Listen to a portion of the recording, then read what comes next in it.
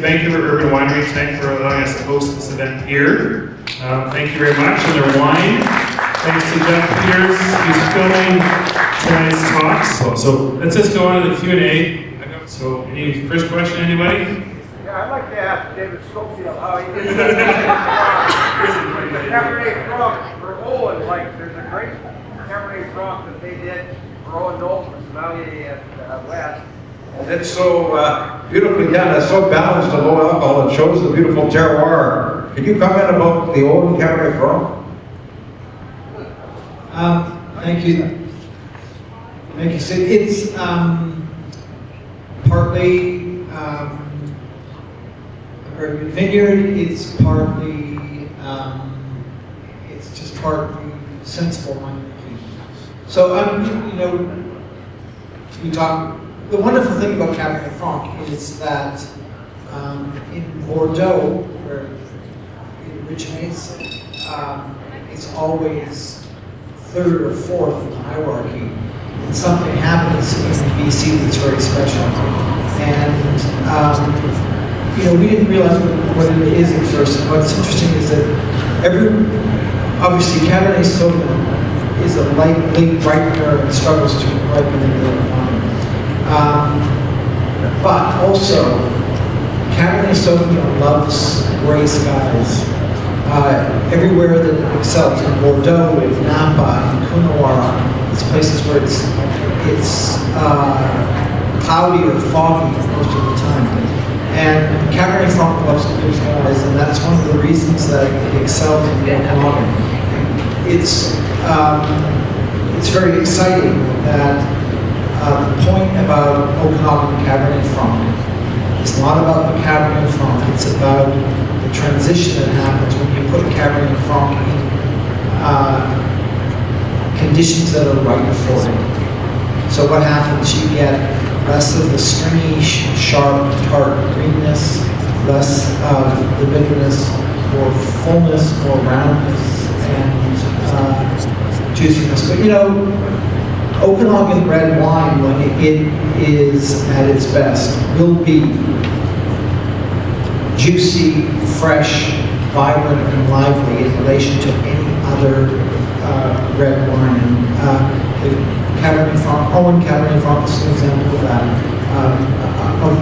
A wine that's about the environment as much as great. Any questions? Somebody's got one, I think. Carl.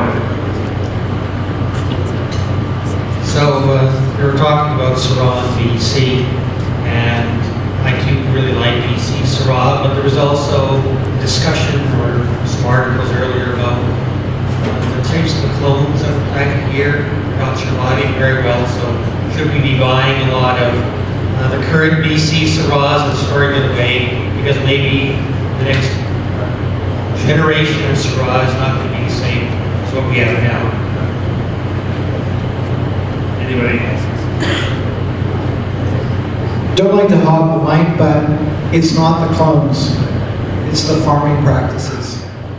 And it's a big story, it's a hairy story, and it's conventional farming practices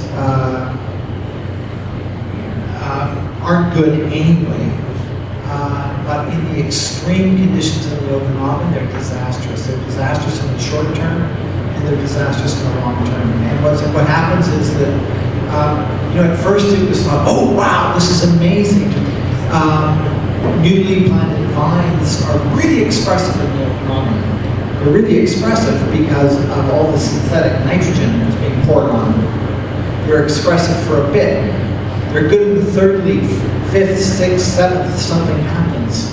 And by the 10th or 12th or 13th vintage, 12th or 13th vintage, those vineyards are dying. And it's not because of the clone, it's because they've been killed by conventional farming practices, which is artificial. What happens with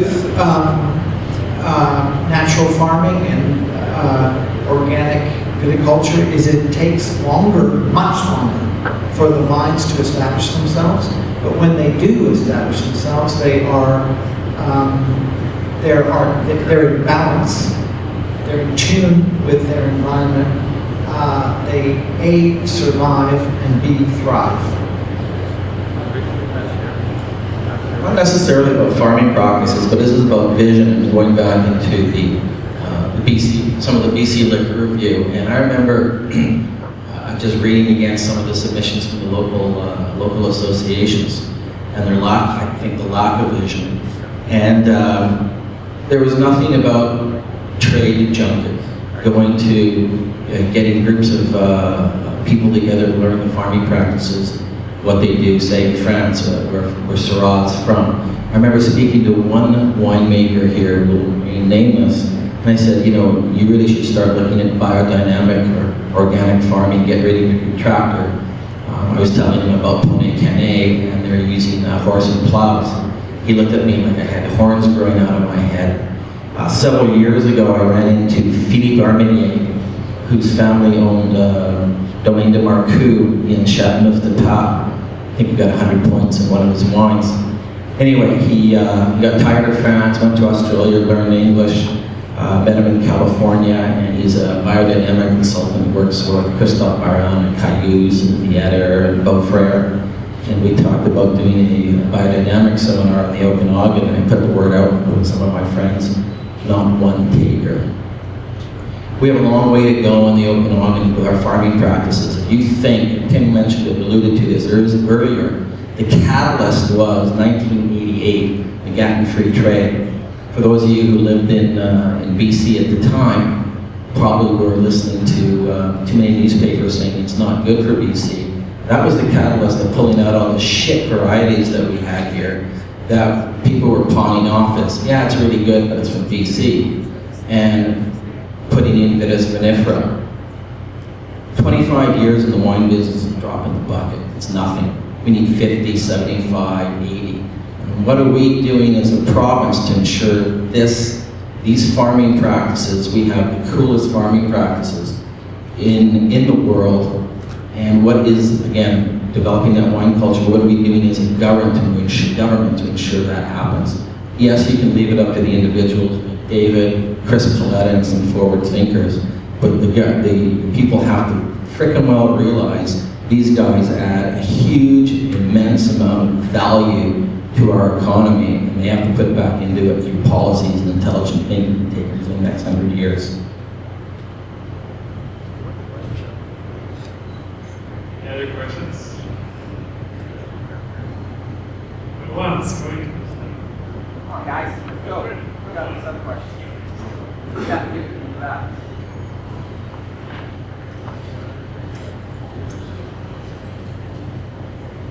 It's great to hear you speak about biodynamic farming practices. I just wonder if you think for the future of BC wines, is it obviously going back to traditional methods of farming, or potentially more scientific methods of farming? I know in France they're reducing sulfites, a lot of wines going into guarantees. I don't know if you have a perspective on that. What do you want to add for that? You don't need to answer it. Everybody has to find their place in with their farming practices. Some people are biodynamic practitioners, yet sometimes when mold or mildew gets in and they're reluctant to use any copper, they lose a whole lot of their crop. In France, like Denis Bachelet's example, he calls it, gluten raisonné, so he uses organic methods, but within reason, he needs to save his crop. BC will never, this is what BC's got to figure out for themselves. BC will never be the low common denominator of wine in the wine world. As David alluded to earlier, the cost of land is high, cost of labor is high. So if we make a Zweigelt, it's got to be the fucking best Zweigelt we've ever had. We make a Pinot Gris like they have with their clone from Italy and working with Alberto Antonini, it's going to be the bloodiest, greatest Pinot Gris that you can get, like Iani up in northern Italy, which is about $45 a bottle. We can't get any because it's all sold out. You build it and they will come. But we have to do it right and we have to do it intelligently. So yes, I think organic and biodynamic, we have this great little microcosm in the Okanagan, and we need to really, really foster that and pique people's curiosity. Some people will never see the light either, never.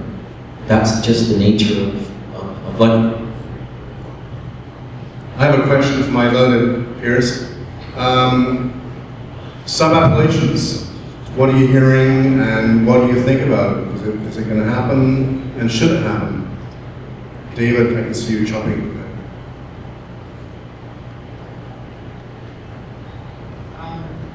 Has to happen. Yeah, and it will happen because it can, which actually relates to the question about biodynamics. You know, when the region in the world that has the highest percentage of biodynamic farms is Languedoc. And the reason that they have so much biodynamic farming, or organic and biodynamic, is that they can, because it's dry, because it's arid. They don't have problems with rot that are related to dampness. And in the Okanagan, we have the same good fortune. The conditions are right that they are in places like Chile and Patagonia and Mendoza in South America. We can be organic because we don't have problems with damp-related water conditions. It's great.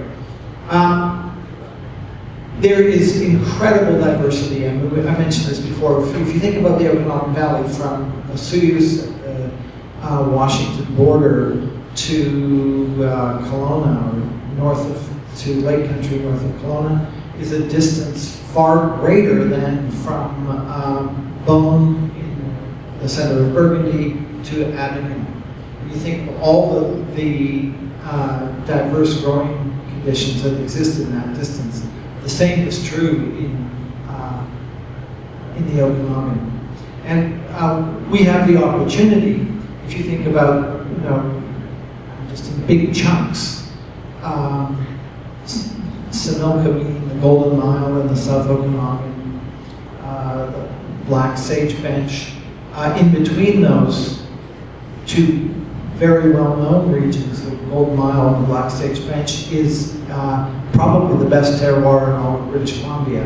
The middle bench, which isn't yet known, it needs to be, it can be, and when it is, it will be the key to the future of wine in BC, because we can't sell wine at the commodity level. We have to sell wine that has an added extra level of interest and value, and that can only come from place. Otherwise, it's just another Cabernet Franc or just another Syrah.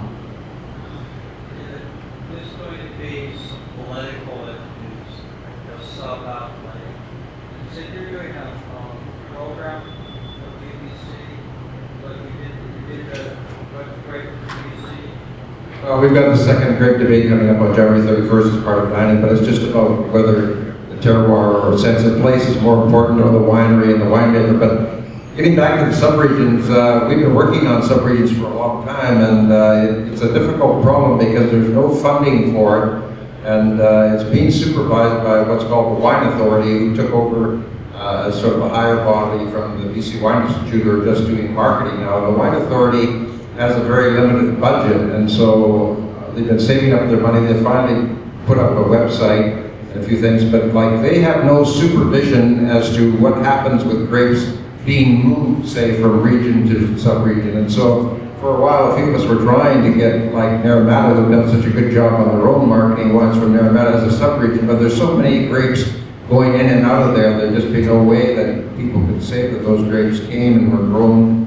in Naramata. We've been working now in some of the smaller areas like Okanagan Falls and some of the areas where David is that might be a little bit more controllable, because sub-regions are everything as far as terroir and what happens, and it's very confusing for the public. Like, you have Foxtrot 2005, wine that says that it's from Naramata, and then the next year they have it's from the Okanagan. It looks like that they're not using grapes from the Naramata. It's very confusing for the public because there's no consistency of labeling and no way for people to know where the wine's coming from. So it's a disaster at the moment, but I think that we need to lobby the government to fund more money. The way they do it at the moment is that they fund it by the amount of crop that's is done, and so they get their money by the production of crop, and so it's very small crops in 11 and 12 and even 13, and so they get less and less money.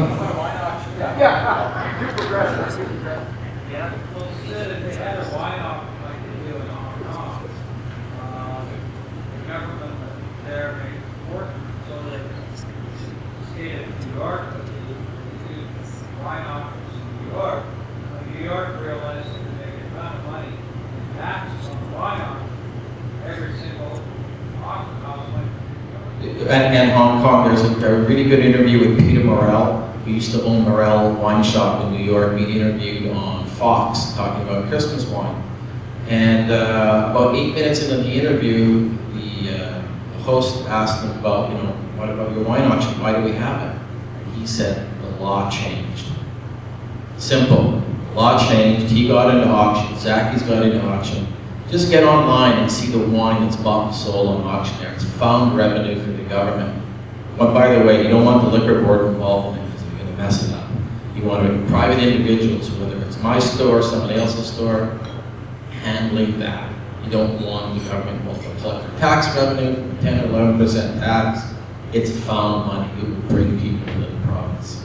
So There's no initiative. I must have had at least 12 meetings with the liquor board over a series of about 8 years to try and get auctions going here 20 years ago. And in fact, the last couple I took this money with me and we tried to do that. There were so many hurdles and no initiative to do anything. And at one point they almost agreed that they would open up a separate store, and then rather than having wines put on sale in the stores, they would put them into the sales store, and then they would have auctions out of that store. But then some of the people who didn't want auctions started to say, well, what would happen of KV8 mTOR and buyer beware, what if there's a bad bottle and people couldn't return it, and on and on. And so we had discussions for probably 12 years to do that, because I had very good friends, both Sarah Sutcliffe and Michael Robb and all these people. They were all prepared, they were all prepared to open here. But then Ontario talked about an auction, so I said, well, wait and see what Ontario does. Like, there's no initiative to make any change, and so it gets very frustrating, because that would have been so good. Look what Hong Kong has done with the change of their tax. Like, it's so good. Right. Sid, we, Mark and I, when we did the press, our press 34 pages of major items, we did include wine auctions. It happened in the province, and there was interest. As soon as we said to them, think of tax dollars, and they kind of also thought, well, we don't have to run them, do we? No, you just need to collect taxes on the sales, you don't need to run them. And there seemed to be a lot more interest out of Well, you have to have some online presence, and when you have an online presence, you lose all your control. Like, you can't control it in BC if you have an online presence for an auction. So that's how the company's blocked. Like, there's people in Hong Kong, people think all over the world. Like, imagine that happened in BC, where people are 50 years behind in BC. It's not likely. How are they existing? So. Anyway, any other questions? But just think how much money Sid could make if there were auctions. So, Leanne, you had a question? And doesn't have a question? Anybody else? Okay, thank you very much to all the speakers. Anybody got a group photo? We'll get up here real quick. So David, 5 years again, thank you everybody coming.